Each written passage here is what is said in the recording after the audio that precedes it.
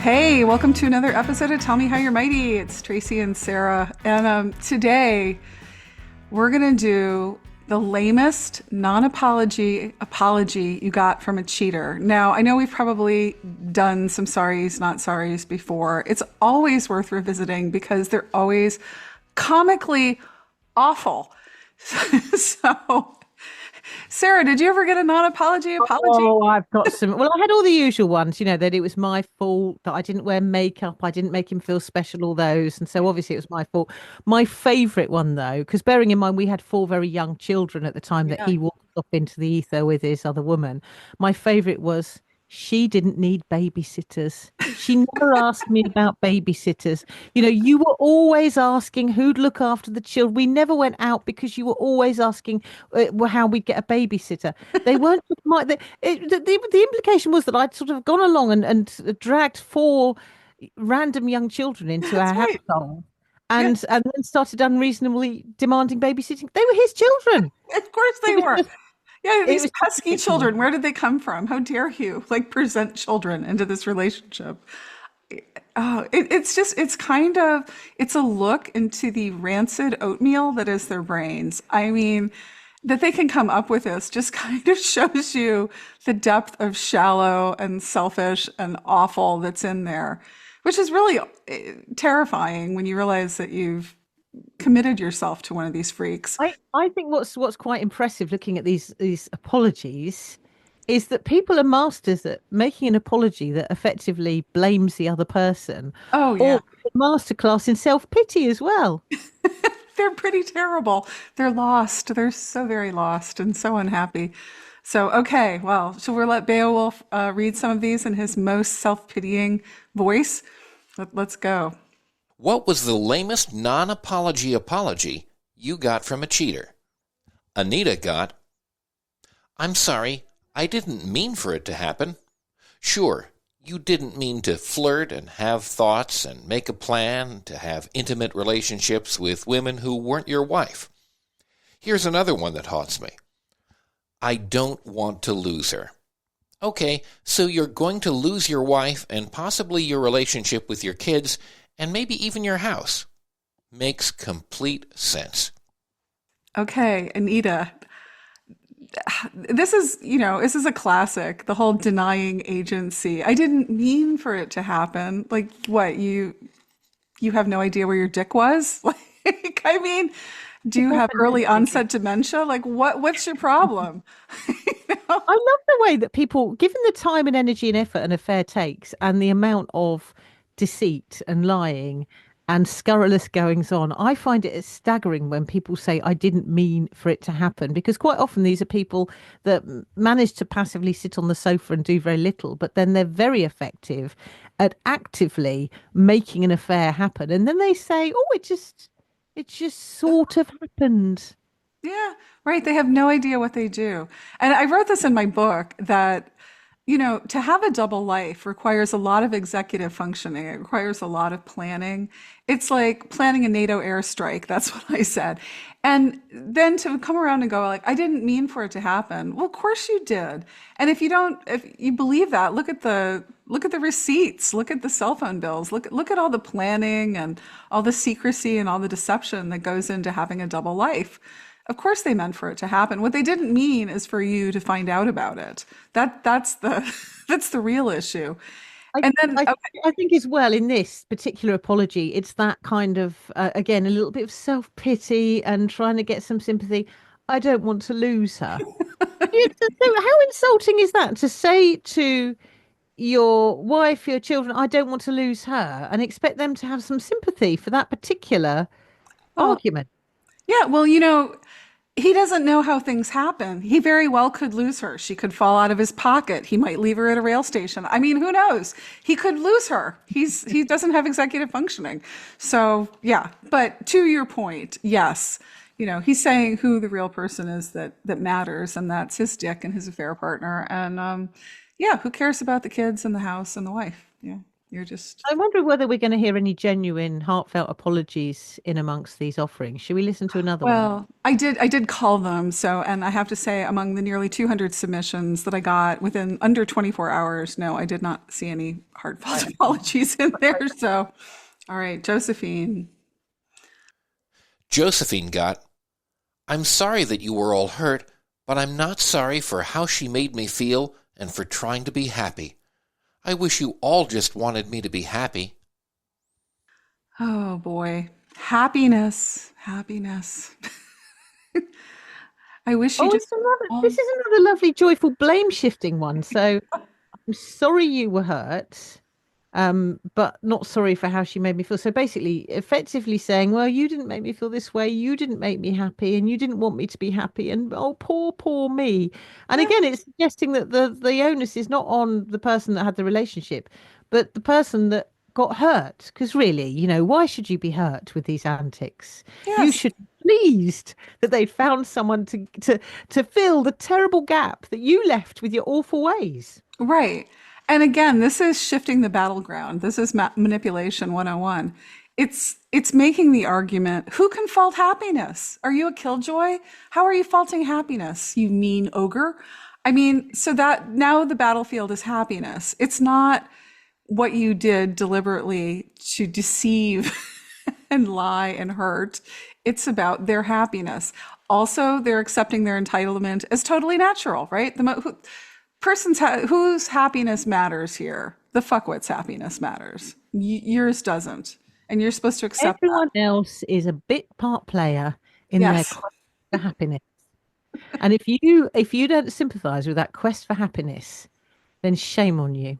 exactly. Shame, Shame on shame. you for not understanding. You should be the one saying sorry here.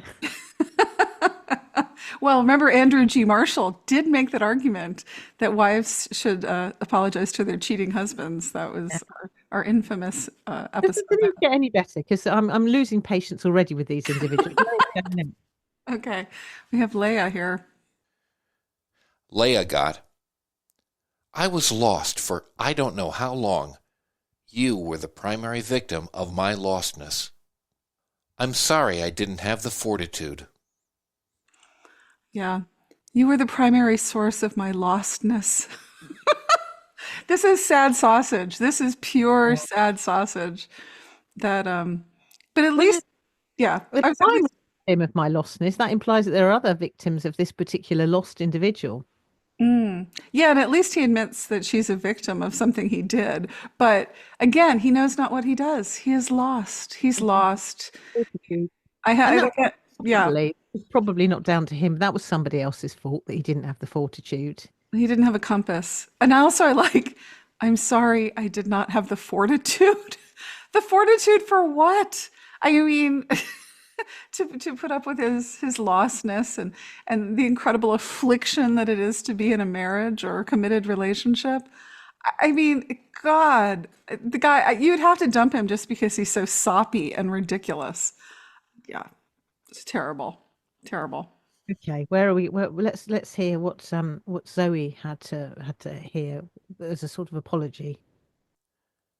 Zoe got, it wasn't even a relationship, describing his 2-year affair and leading a double life. Yeah, this is, to me, this is minimizing. This is another classic manipulation tactic. It wasn't even a relationship, so it doesn't count. It was 2 years long, but if we call it not a relationship, it doesn't matter. It wasn't a thing. It wasn't a thing. I don't know what you're carrying on about, Zoe. I got it didn't take that much time. Same kind of thing, I don't know why you're so upset. It's a trifle. Yeah, because a 2-year affair or any sort of affair doesn't take any time, does it? It doesn't take lots of manipulating, lying away from the house. No time at all. No money. Nothing. Yeah. And what does it say to the affair partner? I mean, not that we should care, but he's saying it's not even a relationship. Look, she's an orifice. She's somebody I use, but you're the one I really care about, whatever. I mean, it's so degrading and dehumanizing of everybody. Another reason to just Listen, I've dump seen him. I've seen the argument on your blog as well, where people say, "Is it worse if it isn't a relationship and it's just someone that they don't really care about because they don't care about anybody, or is it worse if it is somebody that is genuinely special to them? Is there a differential between the two? I mean, surely it's in lots of ways to risk everybody, to risk your partner's health, Mhm. their take money away from them, take time away from them, lie and cheat. To do that for something that wasn't even a relationship, that shows a real level of a lack of moral compass. Sure. Yeah, I say it's not the pain Olympics. Was it somebody they air quote loved versus somebody they were just using or purchasing? It's not the pain Olympics. It doesn't matter. It just shows that they're deceptive, dishonest people that you don't need to be in a relationship with. It's not better. I mean, on the one hand, you think, oh, well, if they really fell in love and that's how it had to be, they've still devalued you. And it doesn't put a gloss of, ethical behavior on it. They're still behaving terribly. They're eating cake, they're using you. So, yeah, it's not better. And then if they purchase people or they have meaningless affairs with people they don't care about, then again, they're callous and horrible and forget them. It's bad either way you slice it, in my opinion. So, okay, we got Jean. Jean got, when I asked if I could sleep with that girl at work, that was me telling you how unhappy I was. I'm tired of you criticizing how I communicated that. This one is so warped. This whole I asked you if I could sleep with that girl at work. Like again, you have his dick tethered. You are the guardian of the chastity belt and he has to like beg you to let him loose. Like how dare you lock him down that way? He asked and that was just him saying how unhappy he was. Because that is how people tend to communicate. I'm tired of you criticizing how I communicated that. What would have been easier than just to sit down and say, right, these are the issues we face, let's sort them out, rather than all these antics with a girl at work. Right. I'm tired of you criticizing how I said I wanted to sleep with other women. That's just, he has to know at some level that this is just total bullshit. He's just bludgeoning her with his crazy. And that's why I call it, I tell people don't engage. Like you just have to go no contact with this because they're going to say crazy stuff like this and you're just going to sputter in response. And I think chaos is often a deliberate strategy. It's a deliberate strategy.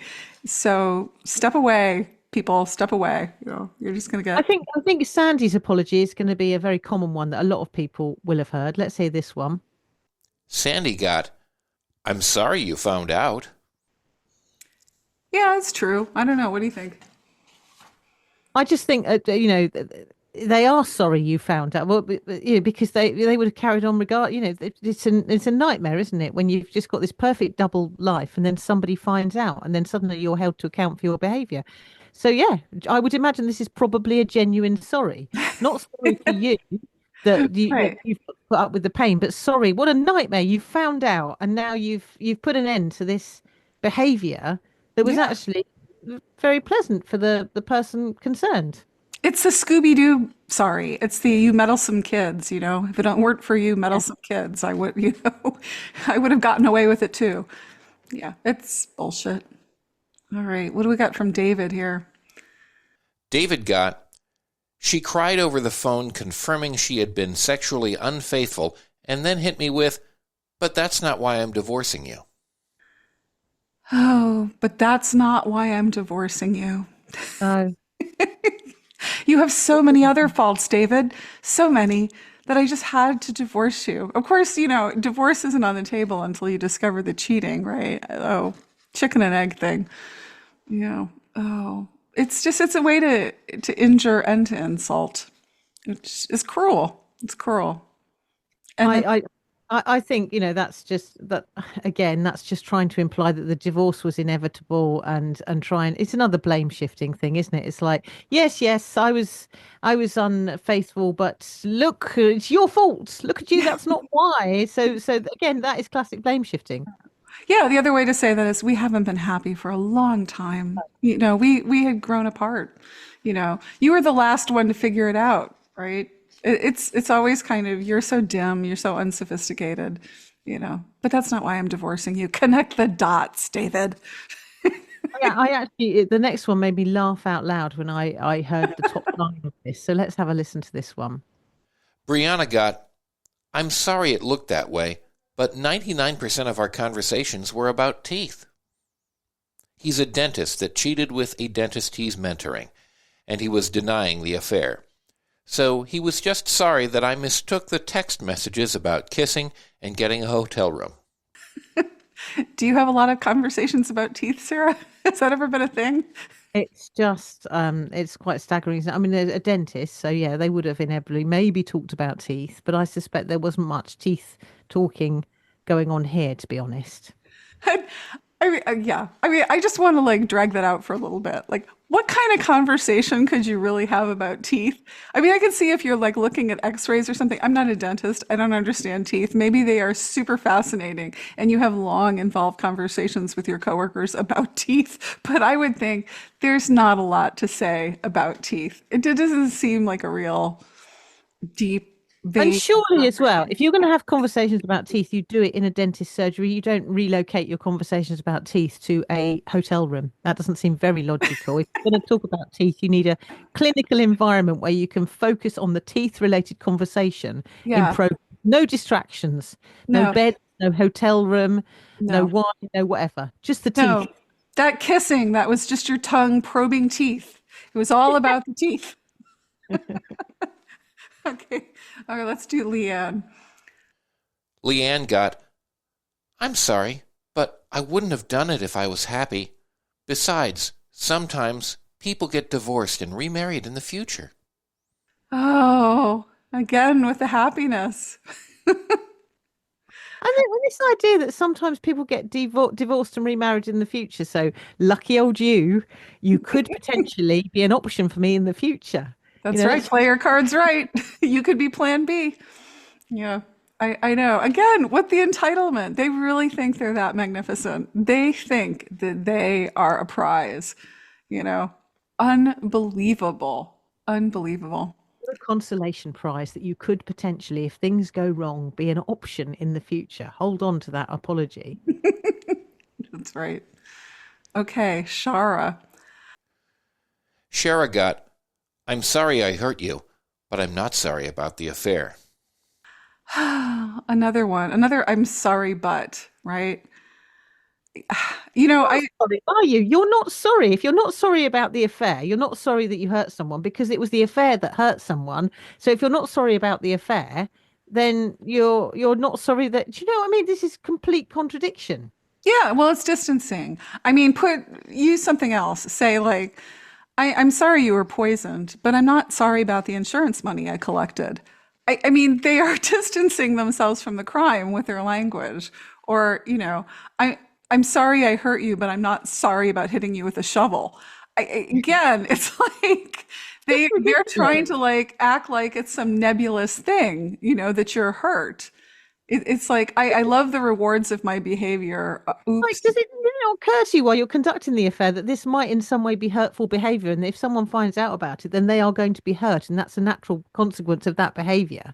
Of course, that's why it's a secret, right? That's why it's a secret. But then it's your problem.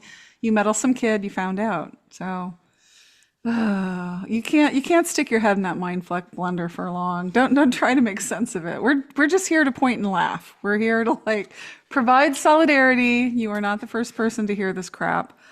So, oh Annie, poor Annie. Annie got, mine said after I found out I had a miscarriage caused by the stress of his affair with my friend. Well, at least we both know we're fertile. And the best when I confronted him with evidence of his affair. I have to figure out my feelings. She likes octopus and you hate it.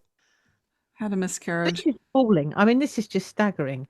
That anyone could come out with this particular pearl of wisdom, that a miscarriage, but they know that they're fertile. Brilliant. Mm. You know, lucky her to know that. And Right, and besides which, it's wrong. I mean, if you have miscarriages, the first thing you think as a woman is like, maybe I'm not fertile because I just lost my pregnancy.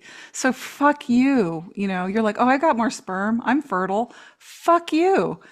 All right. And also this business, if she likes octopus and you hate it, oh, for goodness sake. If only you'd like calamari, this marriage could be saved. I mean, yeah, they were really stretching there, you know. I'd have to laugh at that one. That's a good story. Okay. Laura. Laura got, I thought I could do whatever I wanted in the marriage, and you would just always be there. This is another one like, I'm sorry you found out. You know, it's true. You know, I thought I could do whatever I wanted to do. Well, my ex-husband, when I served him with divorce papers, actually said, you are breaking your marriage vows because it's supposed to be for better, for worse. And actually, this is an extension of that. I do what I like, and you have to put up with it. And how dare you? Hmm. How dare you suggest that I can't behave in this fashion? So to me, that really reminded me of that particular response. Yeah, no, it's totally, yeah, to me, it's the mindset of an abuser. And, you know, I had a protection from abuse order on mine. And when the cops had him in a cop car, he was screaming at the top of his lungs, "How could you do this to me?" Like, well, how could you terrorize me and threaten to kill me? That never occurred to your mind. But, you know, how could I do that to him? It's the same kind of bullshit. You know, I thought I could do whatever I wanted. Like, how dare you impose They consequences? do what they like, but you are just a part of an admiring entourage. So don't step out of your place. And Yeah. know you are just there to provide admiration and non-questioning joy and pleasure, as opposed to, you can't question someone's behavior. That's right. That's right. Oh, here's another one. Yeah, as long as you're an appliance, Juliet. Juliet got, I didn't think this would hurt you so much. I didn't think this would hurt you so much. I mean, you're just supposed to be an appliance. You're taking it. What, you have feelings? This hurt you? Like, come on. Well, I of course you knew it would hurt, because of the fact that her affairs are kept secret, and you don't generally come out and say, "Oh, by the way, I'm just off to see my affair partner. I'll be late home from work." No one ever gets that. They get all sorts of lies and cheating and deceiving and excuses I'm working, I'm doing this, I'm doing that. You don't get, I'm just trotting off to conduct my affair. right. Because of course you know that it's going to hurt your partner. You know there are going to be consequences. You know it's going to hurt someone hugely. So that's why it's so secret. So that's again a ridiculous statement. Well, and it's minimizing it. I mean, it's another form of blame shifting and minimizing by saying the problem is that you're overreacting. You're you're acting hurt about something that isn't hurtful. Of course, it's hurtful, but you know, it's the whole trifecta of bullshit. He has gaslighting too. It's like pretending as if what you did wasn't hurtful. You know, yeah, that's not what it looks like. Or Lisa's partner, though, but this is really quite selfless behaviour. How carried on in this fashion to stay in the marriage? Let's have a listen to this one. Lisa got, I did it so I could stay in the marriage. Banging strippers, others, anyone, because it made it more palatable to be married and stay with me and the kids, but it was a huge sacrifice to stay, so he really is a martyr. Yeah, the strippers made it more palatable to be married. You know, hey, he suffers. If he can't have the occasional stripper, what do you expect him to do? I mean, which to me it says you shouldn't be in a marriage, dude. Right? You have to bang other people to stay in a marriage means you don't understand marriage. You kind of have a problem. Be ethical, be open, be single. It's not really something that you manage. It sort of pops up in your mind as you're making those vows and as you're committing yourself to one other person. That actually fine. If it gets a little bit boring, just bring in the strippers. Absolutely fine. Right. Uh, okay, Heather. Heather got, I'm sorry and deeply regret everything I've done to you, but if you could have just showed you cared more, I don't think I would have kept doing it again. Oh, Heather, you didn't show him that you cared. It's really on Oh, you. It's on I you. think I've had that one as well. And yeah, I've had that. I bet you've had that. This is quite common, isn't it? To say, "Oh, you made me feel unloved. You were putting out the bins and you were doing all those household things and you weren't sort of dancing to my merry tune." And because my ex-husband said, "Oh, you don't give me butterflies anymore." And it's like, well, no, life gets in the way of that. There's stuff to do. There's You things gave to him do. 4 children. Fuck the butterflies, you know? This reminds me of that really, that kind of level of depth that these people exhibit. Right. Well, and it's a way to keep you in line if you take them back. I mean, it's a whole tenet of reconciliation. You got up your game, chumpo. Keep showing him you love him. Keep rewarding him with great behavior so he doesn't stray because you can fix this. It's all your fault. You better improve yourself. I mean, that's why Chump Lady came into existence to fight these ideas. It's just crazy because so many people buy into that. It was me. I didn't love him enough. I was just a cold, frigid bitch, and that's why he wandered. It's why he's wayward. It's why he's lost in his lostness. Oh God. Okay, Donna. This is a really pitiful display. This is the final submission amongst, as you say, many, many. Let's see what Donna Donna had presented. Donna got, I'm sorry, but I assumed you were already cheating. I think we both got this one. I definitely, on my D-Day was, well, how do I know you aren't cheating? It's just right out of the playbook, man. You made me do it with your imaginary cheating. I had to do the real thing because I had a thought. I had an imaginary thought that you might be doing it. Project. See, when my ex-husband had his affair, I found it I found it reassuring because he used to cry and say, "Oh, you're cheating on me. I worry," and I found it reassuring. So I said to a few friends, he, of course, he's not having an affair because he's so upset at the thought of me having an affair. Right. How could he be having an affair? Because he's sobbing. But Mhm. of course, they think you're having an affair because they think that you behave in the same shoddy fashion as they do. I don't think they really believe it. Maybe some of them do, but I think the best defense is a good offense. And so I think they do it precisely to throw you off their tracks. I think he wanted you to think what you thought. Like, he loves me so much and he's so insecure and he's so worried. And also they get extra boostering, right? Oh, I love you. I would never cheat. They get more kibbles that way. It's just all part of the mind fuck. Ugh. I, Yeah. I I've got an idea for next week's podcast anyway. So this is Okay. something you said to Lay it on me me. when we finished last week's, and you're talking about how there's a lot of therapy around and professionals, but the best therapy, you're talking about the bench analogy and the people that sat on a bench, people could join them and they just talk about life and that was something that really helped. So I was thinking, if you were sitting on a bench, having been through your affair, partner doing what they did, what advice would you give to somebody at the beginning of this journey? What do you think about that, Tracy? I think that's a great idea, and we can. I'll talk about the study when we do our podcast next week. But it was a study that was done in Zimbabwe about mental health outcomes because they don't have a lot of mental health professionals in Zimbabwe. So they did this funding where they got aunties, they got older women to sit on park benches and people could just come to them and tell their troubles. And they had better outcomes than they did for treating depression in the traditional ways. So it was really an extraordinary study. So, yeah. So I'm a big fan of the auntie on the bench. So, okay, if you were an auntie or uncle on a bench, what advice would you give? That'll be next week's podcast. That wraps another episode of Tell Me How You're Mighty. You want to leave us a mighty story or a fuckwit of the week submission? Check out our new website, tellmehowyourmighty.com. That's yours spelled Youre. We've got all the episodes, show notes, links to our guests, and you can see the tea room where Sarah and I first met. If you enjoyed this episode, please review the podcast and follow us. Thanks. See you next week.